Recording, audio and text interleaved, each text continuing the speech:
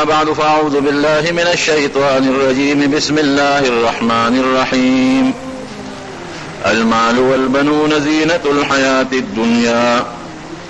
والباقيات الصالحات عند الله خير ثوابا وخير املا.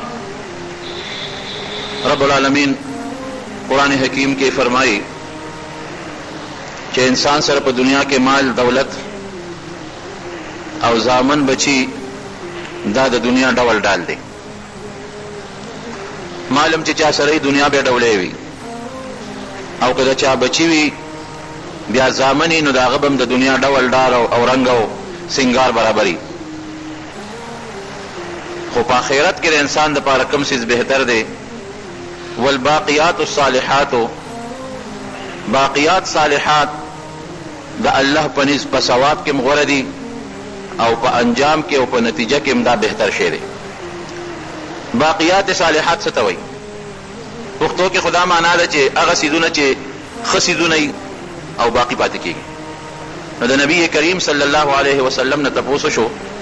چې د الله رسوله دا باقیات صالحات څه شی دی؟ وی دا څلور کلمې دي: سبحان الله والحمد لله ولا اله الا الله والله اکبر. دا باقیات صالحات دي. نو مال او بچی زامن د دنیا ډول ډال دی او دا څلور کلمې سبحان الله درې کلمې ورته ماشومان وایي: سبحان الله والحمد لله ولا اله الا الله والله اکبر. دا څلور کلمې د الله په نس په ثواب کې ډېر بهتر شی دی او په انجام او نتیجه کې د دې نه بهترین څیز بل نشته. کعب احبار یو ډېر لوی عالم تیر شوی دی. هغه وایي چې دا څلور کلمې څوک ووایي دا پورته لاړ شي، د الله د عرش نه ګیر چاپېره تو شي او بنګار کوي. دا الله د عرش نه ګیر چاپېره تاویږي او بنګار کوي. بنګار یې څه شی دی؟ وی هغه څوک چې دا کلمې یې ویلي د الله په خوا کې یادوي چې الله نن فلانکي د فلانکي زوی دومره ځله دا کلمې ویلي دي. الله ته هغه سړی یادوي چې چا دا کلمې ویلي وي او الله په دې څلورو کلمو ډېر زیات خوشحالېږي، ډېر زیات. حدیث پاک کې راځي نبی کریم صلی الله علیه وسلم فرمایي: خیر الکلام عند الله اربع. دا الله په نس څلور خبرې ډېرې غوره دي. څلور خبرې د الله په نس ډېرې بهتر او ډېرې غوره دي. هغه څلور خبرې کم دي؟ سبحان الله دا یو شو، والحمد لله دا دویمه شوه، ولا اله الا الله دا دریمه شوه، او الله اکبر دا څلورمه شوه. ورونو دې کې لومبۍ کلمه سبحان الله ده. دا خو د الله تسبیح ده. معنی څه ده؟ معنی دا ده چې الله د هر عیب نه پاک دی. څومره په الله خوشحالېږي؟ هر عیب، هر نقصان دا په الله کې نشته. الله ته پاک او صاف دی. د خشته ښکلې معنا ده. او حدیث پاک کې راځي چې په اسمان کې یو لیش ځای داسې نشته چې په هغې کې فرښتې نه وي او په سجده دې نه پرتې. د الله دومره فرښتې دي چې د دې اسمان په برابروالي په محاذات کې په اووم اسمان کې یو کوټه ده، هغې ته لوح محفوظ وایي. نبی کریم صلی الله علیه وسلم فرمایي چې روزانه او یا زره فرښتې په هغې کې عبادت کوي او کمې فرښتې چې یو ځل په هغې کې عبادت وکړه تر قیامته پورې به د هغې نمبر را نشي بیا. دومره د الله فرښتې دي. یو حدیث کې راځي چې د باران د هر څاڅکي سره د الله فرښته راځي او په دنیا کې چې څومره اونې دي په هغې کې پاڼې دي، په هره پاڼه د الله فرښتې لګیا دي. او هر انسان سره کرام الکاتبین چې هغه عزتمند لیکونکي فرښتې یو یې نیکي لیکي بل یې بدي لیکي. ویرسل علیکم حفظا، او داسې فرښتې الله مقرر کړي دي چې انسان د دشمن شیطان نه په حفاظت کې ساتي. په دریابونو فرښتې مقرر دي. په دریاب کې دننه کبانو له روزي د فرښتو په لاس الله ورکوي او په دې اسمانونو کې او په ځمکه د الله فرښتې دي. نو حدیث پاک کې راځي چې په اسمان کې یو لیش ځای داسې نشته چې هغې کې د فرښتې الله ته سجده نه لګولې او څه وایي په سجده کې؟ سبحان الله. دا الله تسبیحات وایي. الله په دې خوشحالېږي. کله چې الله آدم علیه السلام پیدا کړ نو فرښتو سره یې مشوره وکړه، ځکه د الله نیکان او نږدې بندګان دي. یاره یو خلیفه پیدا کوم په مخ د ځمکه، څه مو خیال دی؟ فرښتې ورته څه وایي؟ نحن نسبح بحمدک ونقدس لک. الله مونږ ستا تسبیح وایو، سبحان الله وایو که نه؟ الحمدلله مو سره وایو. او قدوس قدوس هم وایو. د قدوس او د سبحان الله معنا کې لږ فرق دی، تقریبا یو معنی ده. نو مونږ دا دوه کلمې درله وایو سبحان الله الحمدلله دا وایو که نه زمونږ نه غوره دا کلمې بل څوک خو نشي ویلی انسان ولې پیدا کې نو یو پکې سبحان الله دی سبحان الله څه معنی د هر عیب نه او د هر خراب صفت نه الله پاک دی نو چې دا یو سړی وایي نو الله به پرې څومره خوشحالېږي دې ته تسبیح ملائکه وایي یو حدیث پاک کې راځي چې څومره څوک سبحان الله زیات وي هغه به الله د رزق زیات ورکوي روزي به ولا الله زیاتوي او یو بل روایت کې راځي چې د ماښام نه تر ماسخوتنه پورې ټیم کې څوک سبحان الله وایي د هغه روزي به فراخه کېږي روزي به نه تنګېږي دویم په دې کې دی الحمدلله الحمدلله څه معنی چې څومره ښکلي صفتونه دي هغه د الله سره مناسب دي او الله په هغه صفتونو موصوف دی لکه موږ وایو خشته صفت د انسان حسن دی حسن د انسان پس حسن دی الله ډېر خشته دی ښکلې خبرې چې څوک کوي هلکه وایي دا ډېر فصیح سړی دی ډېرې خشته خبرې کوي د الله نه ښکلې خبرې بل څوک نه کوي لیدل دا د انسان صفت دی د الله نه ښکلي لیدونکي بل څوک نشته اورېدل دا د انسان صفت دی د الله نه خشته اورېدل بل څوک نشي کولی نو څومره خشته ښکلي صفتونه چې دي هغه د الله دي الله په هغه صفتونو موصوف دی دا د الحمدلله معنا ده نبی کریم صلی الله علیه وسلم حضرت ابوبکر صدیق فرمایي چې زه د غرمې وخت جومات ته راوتم وږي وم او لوږې په مخه کړی خوب در راته لږ ساعت پس ګوري چې حضرت عمر فاروق رضی الله عنه هم جومات ته راغی او دا ټیم د غرمې خلک خوب کوي نو حضرت ابوبکر ته تپوس وکړه عمره دا وخت خو د جومات ته راتلو نه دی ته څنګه ما جومات ته راغلې وی لوږې په مخه کړی یم ابوبکر خوب نه راځي وی والله زم لوږې را په مخه کړی یم جومات ته رالم مالم خوب نه راځي لږ ساعت چې تېر شو نبي کریم صلی الله علیه وسلم جومات ته راغی چې راغې صحابو ته تپوس وکړه دواړو چې د الله رسوله دا ټیم خو د جومات د راتلو نه دی غرمه ده څنګه راغلی وی لوږې را په مخه کړی عمر فاروق وایي چې د الله رسوله مونږ هم وږي یو ډېر زیات جومات ته رالو وی ځای چې ځو د جومات نه بار نبي علیه السلام مبارک دی مخکې دواړه صحابه ورپسې دي د حضرت ابو ایوب انصاري رضی الله عنه باغ دی په باغ کې کور دی د صحابه به باغو د کجورو باغونه او په هغه باغ کې به ځان له یو کوټه دوه جوړ کړي د باغ نه به دیوال ته و اوس هم مدینه شریفه کې د کجورو باغونه دي نو ګیر چاپېره د دیوالونه خلکو ته وکړي افغانستان کې هم دا رواج نو د باغ نه دیوال ته دی او پکې کوټه ده دروازه او ډبول هغه زمانه داسې وه چې دا د حجاب د پردې د آیتونه لا نو نازل بیبي ول اواز وکړه څوک یې نبي علیه السلام مبارک ورته خپل ځان یاد کړي ویل ننوځې دواړه صحابه سره د نبي علیه السلام نه باغ ته ورننوتل ملګری دې څه شو وی هغه صاحب بار وتلې اوس به راشي دی یو سوري ته کېناستل او دی کې ابو ایوب انصاري رضی الله عنه راننوت ډېر زیات خوشحاله شو نبي علیه السلام ته ورته رغاړه وت بیا حضرت ابوبکر صدیق ته بیا حضرت عمر فاروق ته او پوه شو نو یو خشته مزېدار سوری دی او دا بوټي لاندې په هغې کې ورته څادر خور کړه او درې واړه پې کېنول او بیا لاړه د کجوري یو غټه خوشه یو غټ خرام چې په هغې کې د کجورو دا غونچک وي هغه غونچک یې را پرې کړه او د نبي علیه السلام مخې ته یې راوړه کېښود نبی علیه السلام مبارک ورته وفرمایل ابو ایوب تا به صرف پخې کجورې مونږ له راوړې وې که نه غونچک ته ولې ټول را پرې کړه وی د الله رسوله چې ځان له په خپله غونډې کې که خوږې هم خوښي پخې دا عرب نیم پخته بسر ورته وایي نیمه کچه نیمه پخې دا ډېره خوږه کجورې دا هغې ډېره خوښه نو ستاسو خوښه ده د الله رسوله که دا نیم پخته پکې خوښه وی که کچه پکې خورئ که پخې پکې خورئ ځکه مې دا غونچک درته راوړه ده خوږې اوبه راوړئ ځکه په مدینه منوره کې خوږې اوبه په هغه زمانه کې کمې وې دوه کویان وو پکې یو یهودي و د هغه کوی حضرت عثمان رضی الله عنه د هغه نه په بیه اخیستی و بیر عثمان ورته وایي او دویم کوی چې دی د ابو طلحه رضی الله عنه په باغ کې و بیروحا به یې ورته وایي د مدینې منورې جومات ته مخامخ دا یو کوی اوس هم شته او هغه بل کوی د جومات په ګیټ دننه راغلی دی هغه بند شوی دی په هغې دپاسه جومات فرش جوړ دی دا دوه کویان خواږو نور هم کویان پکې ځای په دی او خو دا دوه کویان مشهور کویان بیر بضاعه او بل نور کویان بیر ریس ګڼ کویان و پکې نو ده په مشک کې خوږې اوبه هم راوړی وې نو زر یې هغه مشک ویزان کړي او اونې ته او هغه خولې وله وسپړله او د هغې نه یې لوښې ډک کړه او خوږې اوبه یې نبي علیه السلام مبارک باندې وڅکلې په ابوبکر او په عمر رضی الله عنهما او بیا فورا چړې ته یې ګوتې کړې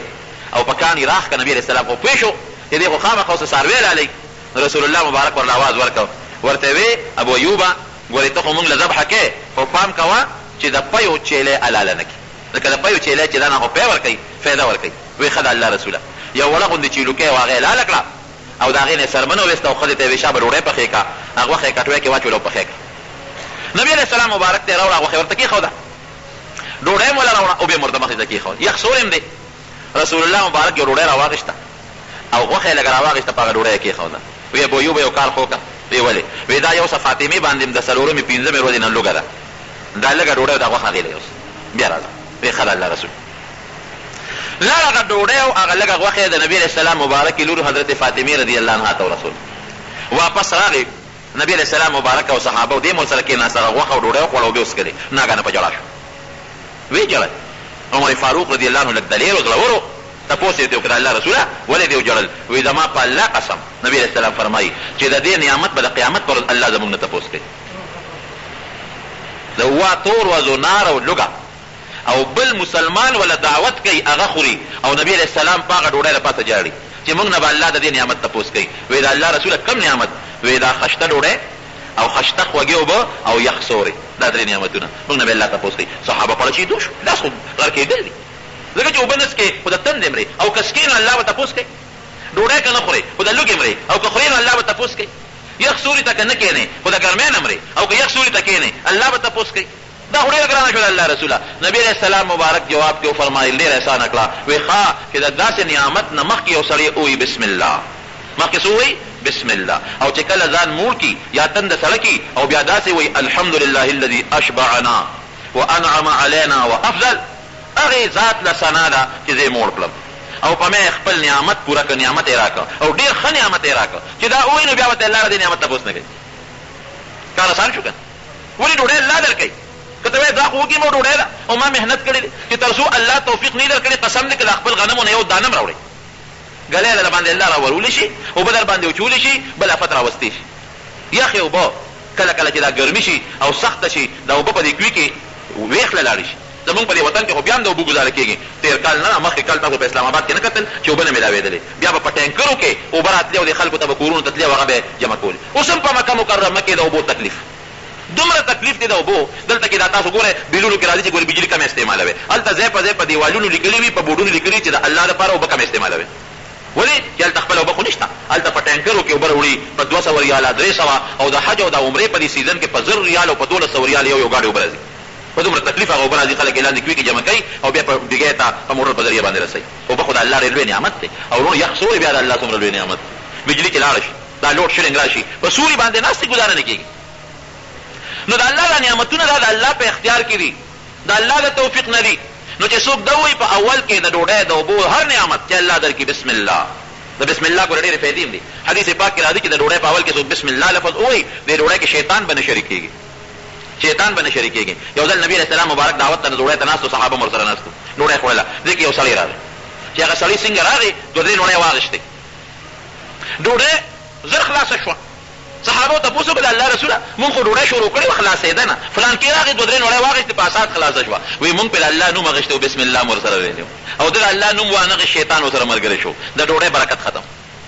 بل حدیث پاک کې راځي نبي علیه السلام ډوډۍ ته ناستو سره د ملګرو ډوډۍ خوړله. دې کې یو سړی راغی، هغه سړي یو څو ډوډۍ واغېستې، بیا هغه سړي وایي بسم الله را یاد شو ورته.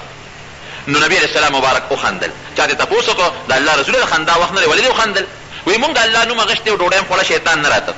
خو دا ملګري راغی د الله نوم یې وانغېسته او ډوډۍ شروع کړه، شیطان ورسره ملګری شو. و چې بسم الله ووایې نو شیطان پاڅېد او چې څه یې خوړلي و هغه یې الټی کړل. نو ما د شیطان هغه الټی ولیده نو خندا راله راځي. نو د بسم الله ګوره ډېر لوی برکات دي، ښه ډېر لوی برکات دي چې ته یو ځل به راته په دې بیان وکړم. خو د هر نعمت نه مخکې به څه وایې؟ بسم الله یا بسم الله الرحمن الرحیم. دې کې ډېره لویه فایده ده. زما یو ملګری اوس مړ دی، الله دې وبخي، نوم یې عالم. الله پرې ډېر لوی فضل کړی او ډېر لوی احسان او ډېر په غریبه کې مالدار شو، ډېر مالدار شو، کورونه او جایدادونه او ګاډي او موټرې. ناګانه یکدم پرېوت، کورونه خرڅ شو،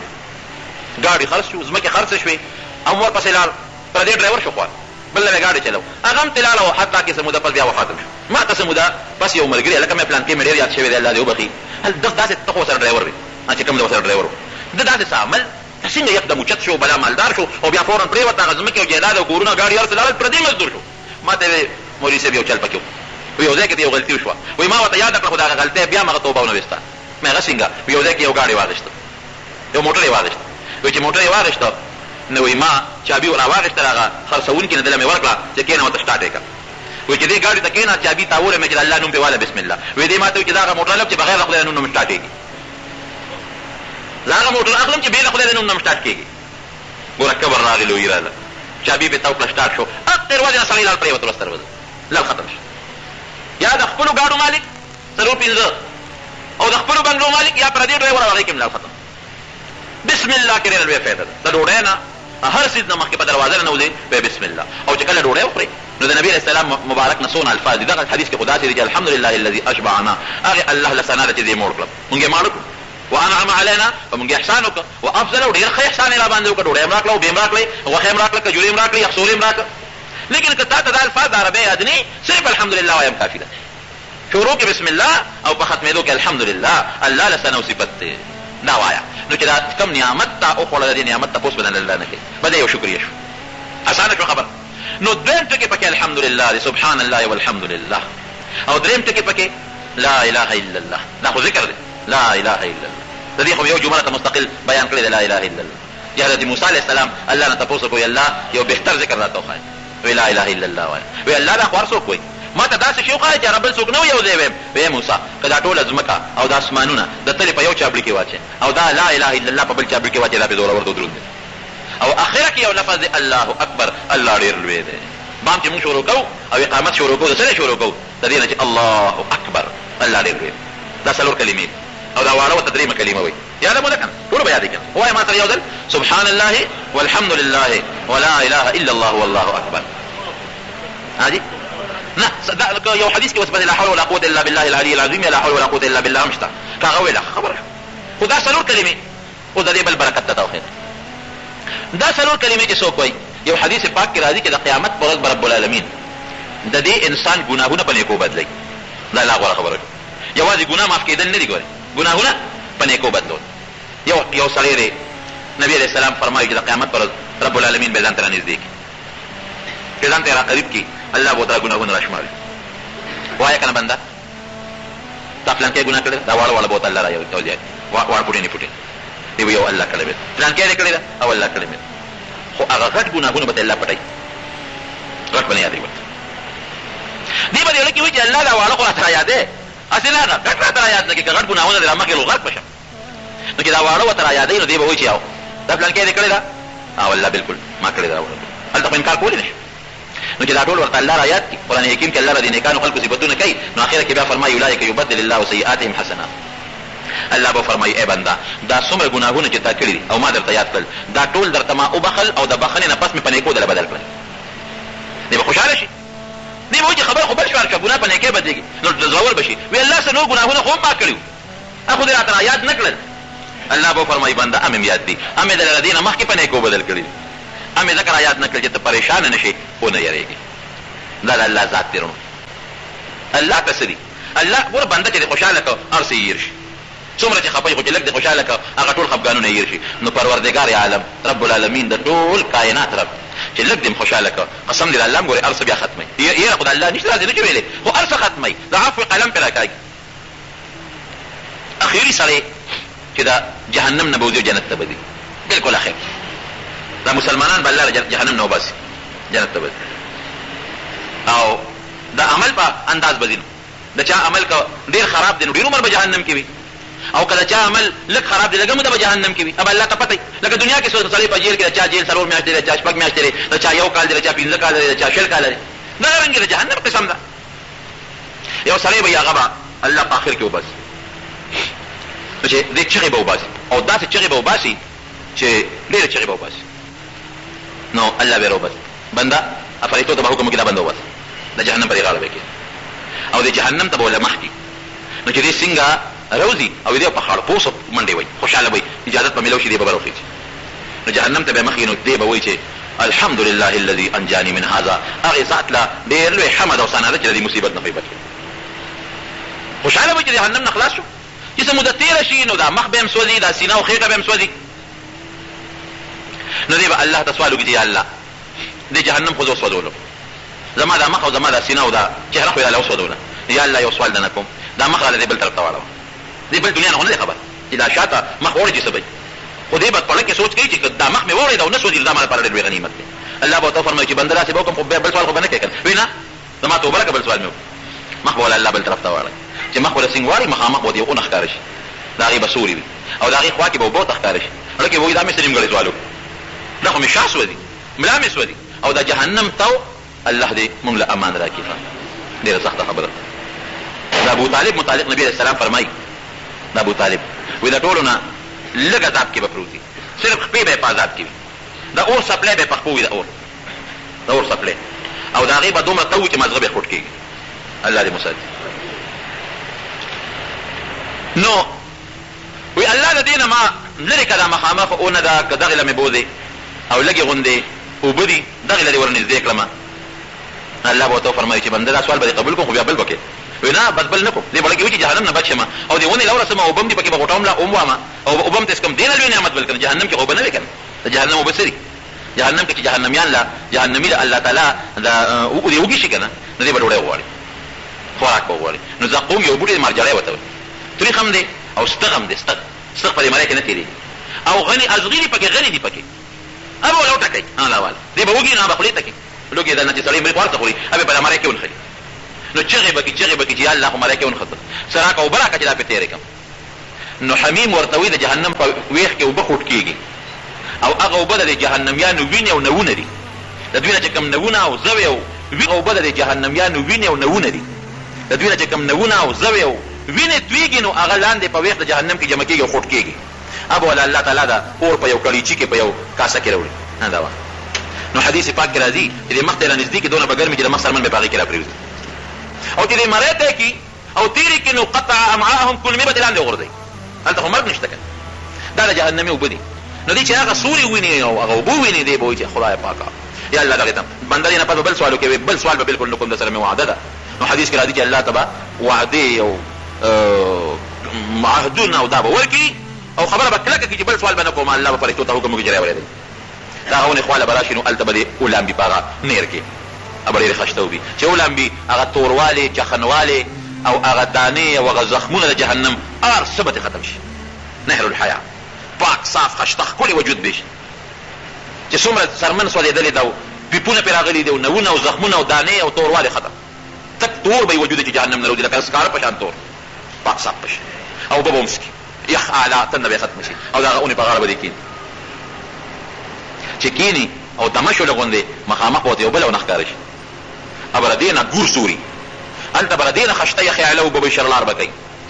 دې به څه زمانه چپي بیا به وایي الله دغه اونې ته مې نږدې کړه د هغې سور هم لږ ګور دی اوبه هم د هغې لږې یخې مزېدارې دي الله به ورته وایي دوکه باده دوه ځله خو دې را سره وعده وکړه چې بل سوال به نه کوم نو بیا بل سوال کوې ګورې اعلی یخې پکې به دوه درې غوټې مو وهي اوبه به هم دسکي او هغه اونې لاندې به وي خو چې هغې ته نږدې شي نو اوبه ګوري د جنت دیوال به ورته ښکاره شي خدایه دا مې څه نیمګړی سوال وکړ خو د جنت مخامخ دیوال دی هغه مخامخ چې په چت جنتیان ښکاري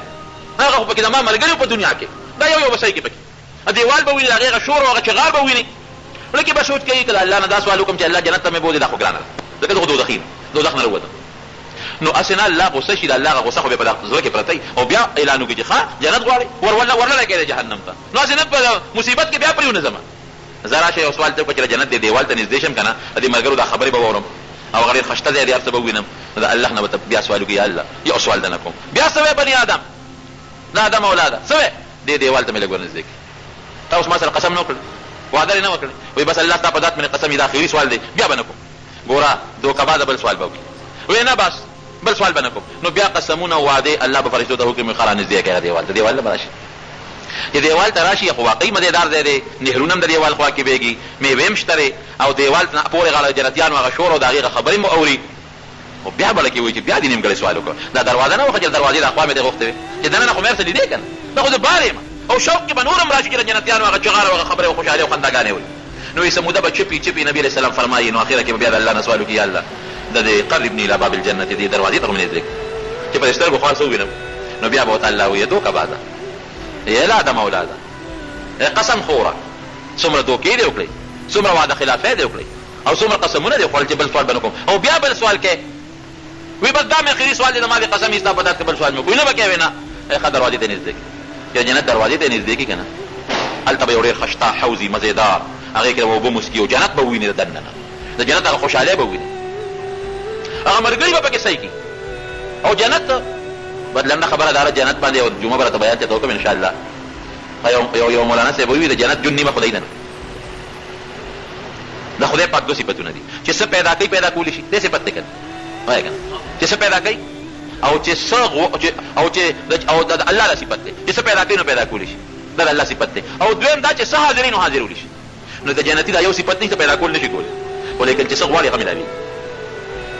میوه غواړي درته ملاویږي، جامه غواړي درته ملاویږي، او څه قسم څیز ولهم فيها ما تشتهي الانفس، د زړه کې چې څه تېرېږي هغه به ورته الله تعالی ورکوي. نو چې د جنت دروازې د نږدې چې د جنت هغه خوشحالۍ وویني، الله دې موږ ته وښولي کړي، او بیا په جنت کې هغه د ملګري وویني، هغه نعمتونه وویني. دا مې څه نیمګړی سوال وکړه. نو دې به څه موده چپي، حدیث کې راځي ډېره موده به چپي، اخر به یا الله د جنت ته خو مې وردن نه کړه. الله به ما اغدرک یا بني آدم، ای د آدم اولاده څه دوکهباز یې، ډېر غټ دوکهباز، وعده خلاف، نه قسم ماتونکی، یو ځل سوال کوه نو هغه د هغې نه پس بیا کوه، د هغې نه پس بیا سوال کوه، د هغې نه پس بیا سوال کوه، څومره وعدې دې وکړې او دې ماتې کړې. نو دې به یې وجیبه ناشنا خبره وکړي، وی الله نو ما سپېره بنده مه جوړه وه که نه، چې جنت نه باري خوا سپېري، نو ما سپېره بنده ولې جوړې، الله ما جنت ته وردن نه کړه. نو رب العالمین به وخاندي، الله داسې خندا نه کړي لکه د موجته په شان دی، خوشحاله به شي رب العالمین. نو الله به ورته وفرمایي ښه جنت ته خو چې ورځې زه وردن نه کوم دی، خو جنت کې سته څه غواړې وغواړه. وی الله ډک دی، یو غاړې ته به کښېنم، جنت خو ډک دی، ځای پکې نشته، وی ته غواړه شابه وغواړه. نو دی به یو نعمت نو بل بل بل بل بل دا نعمتونه به دی غواړي. چې دی په دې نعمتونو ستړي شي نو بیا به ورته الله یادوي، ای بنده پلانکې شی دی ونه غوښتو هغه غواړو، ای بنده پلانکې شی دی ونه غوښته هغه یاد کړه. الله به ورته یادوي. نو چې الله یادوي چې به څه نعمتونه، نو چې په هغې هم دا سړی ستړي شي که نه، نو رب العالمین به ورته ووایي چې ښه چې دا کوم تا یاد کړل او ما درته واورول، د دې لس چنده ستا دي ورننوځه، لس چنده. نو دی به وایي تستهزئ بي وانت رب العالمین، الله ته رب العالمین ټول مخلوق رب او ما پر ټوکې کې خنداګانې راپورې کې، جنت خو ډک پروت دی، د دې لس چنده چې دا ما څومره وي، وی یو زه ته ورننوځه، الله به بیا خاندي خوشحاله به شي، ته ورننو دې لس چنده جنت ستا ده، دا سړی به جنت ته ورداخل شي. دا به څوک وي؟ دا به هغه کس چې په جهنم کې د ټولو نه زیاته سزا وموني. الله دې پوه ساتي. ګورې اخر کې د خوشحالۍ شو، ټیک د جنت ته ننوت، خو دا ونه وایي چې خدای دا خوشحالي راکړي، نه بېخي ودرې په جهنم کې، اور والې دی د جهنم کې اخري وتونکی سړی دی، او جنت ته اخري داخلېدونکی سړی دی. دا به څوک چې په زندګۍ کې یو ځل دا ویلي چې سبحان الله والحمد لله ولا اله الا الله والله، یو ځل یې ویلي، د الله نوم یو ځل اخیستی دی، بس ایمان یې راوړی او د الله نوم یې یو ځل اخیستی. نو چې ته د ورځې لس ځله ووي او سل ځله ووي او 200 کرته ووي او 500 کرته ووي، نو کوم مقام به دې وي؟ سبحان الله والحمد لله ولا اله الا الله والله اکبر. نبی کریم صلی الله علیه وسلم چې کله معراج ته لاړ، په معراج کې د پیغمبرانو سره ملاقاتونه شو، د حضرت ابراهیم علیه السلام سره ملاقات وشو. ابراهیم علیه السلام ورته وایي چې د الله رسوله نبی علیه السلام ته نوم واخلې چې ته لاړ شي واپس، نو په خپل امت زما سلام ووایه، ټول وایه وعلیه السلام، په خپل امت زما سلام ووایه. او دا پیغام ورته د مورثه چې جنت ډېره خوږه خاوره ده او ډېرې خوشبویه اعلی او بې دي او ډاګ میدان دی، ډاګ میدان، او د هغې کرونده دا الفاظ دي چې سبحان الله والحمد لله ولا اله الا الله والله اکبر. علما لیکي چې ټول جنت ډاګه نه دی، حدیث کې راځي آباد دی، دا د هر جنتي په جنت کې لږ ځای خالي الله پرېښی دی،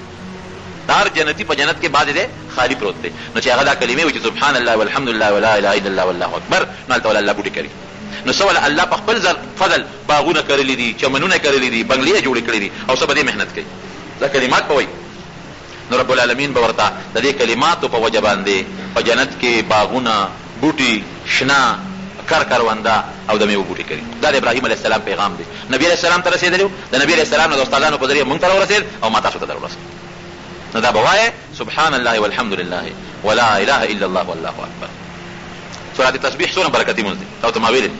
هغې کې هم دا کلمات دي، سبحان الله والحمد لله ولا اله الا الله والله اکبر. یو حدیث پاک کې راځي چې کوم ځای کې یو سړی په یو مجلس کې تېر ناسته وکړي، بیا زموږ مجلسونه خو دي د غیبت ډک، نو په مجلس کې خامخا خلک غیبت هم کوي، یو بل پسې شیطانت هم وکړي، ستغې سپورې مو وایي، کنځل هم پکې راشي، قهقها او دا قهقه هم پکې راشي،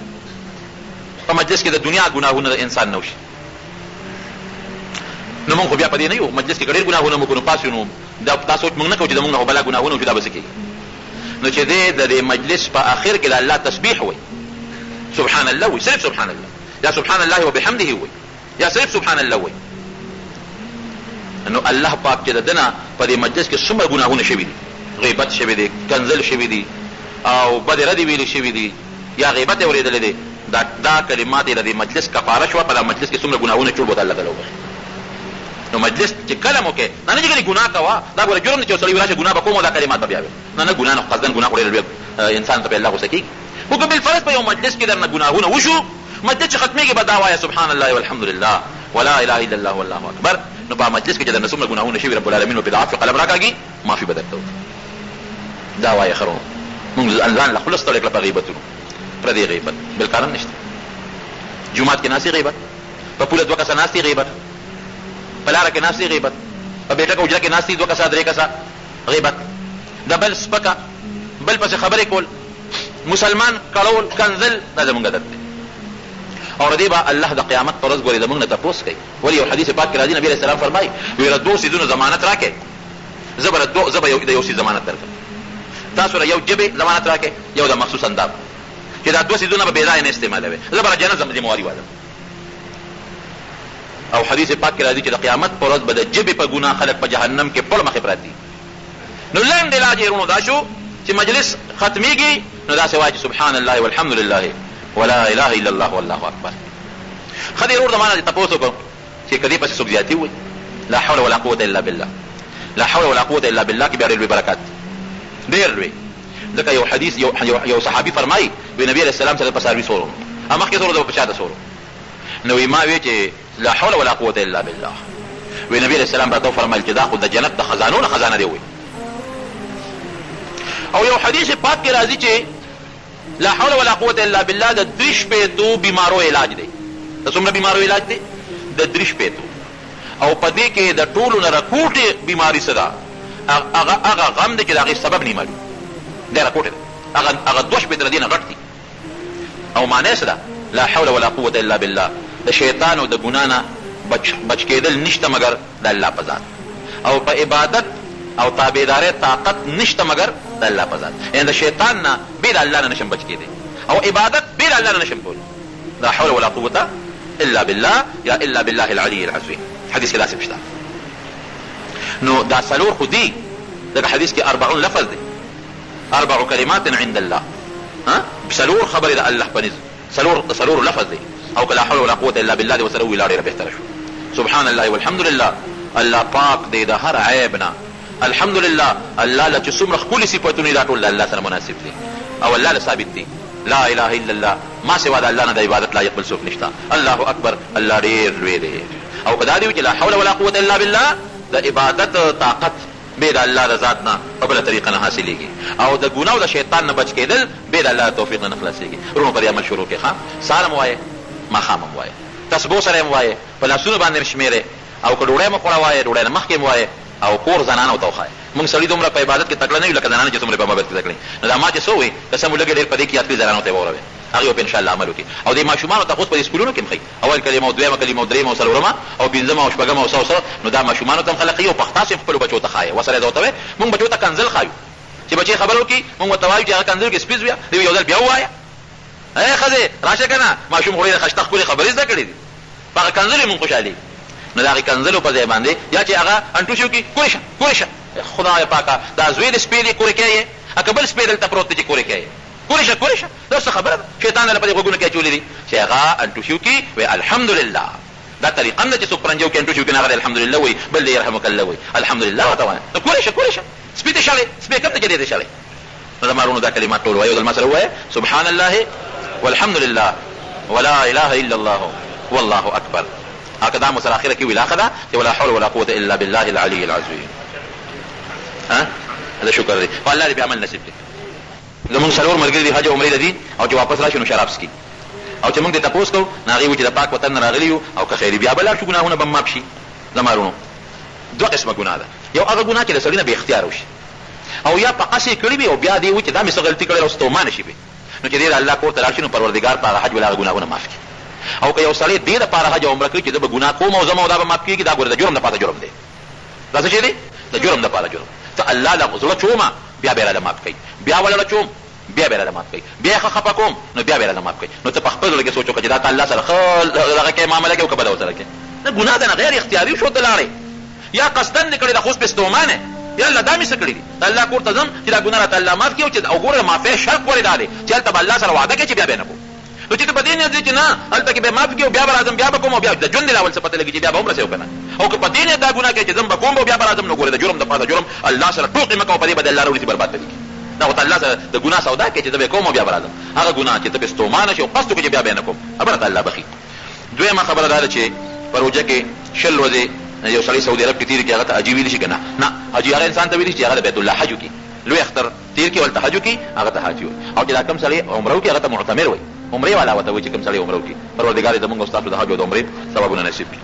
د ماښام د اذان او اقامت په منځ کې څومره وقفه ده لږه غوندې وقفه پکې وکړه معمولي غوندې مونږ خلک کوو چې څنګه بانګ ووایي نو اکثر وقفه وکړو نه هغه ځای نه بل ملګري د اواز ورکړي اقامت کوه نه لږ معمولي غوندې یو منټ 2 منټه لږ صبر وکړه چې دغه بانک چې هغه چې هغه راکوز شي راورسي یا مثلا یو سړی چارهدام ته ناست چې هغه چارهدام یا دا بانک په تا دې لپاره وي چې دا بانک څوک ګوري چې منزل راشي نو یو منټ ورته وګوري چې هغه خو د کوره روزي که او راشي لږ غوندې معمولي وقفه رپورټ یې غوندې زیاته نه 4 منټه 5 منټه وقفه بیا ډېر شی دی د ماښام مونځ په اول وخت کې پکار دی چې وروسته مکروه وخت ته داخل نه شي خو دومره ضرر نه چې لکه زموږ خلک کوي بانک وایي بل چا له اواز ورکړي ویل اقامت کوه خبر کنه وخت ته به راورسې که په خپله به اقامت وکړې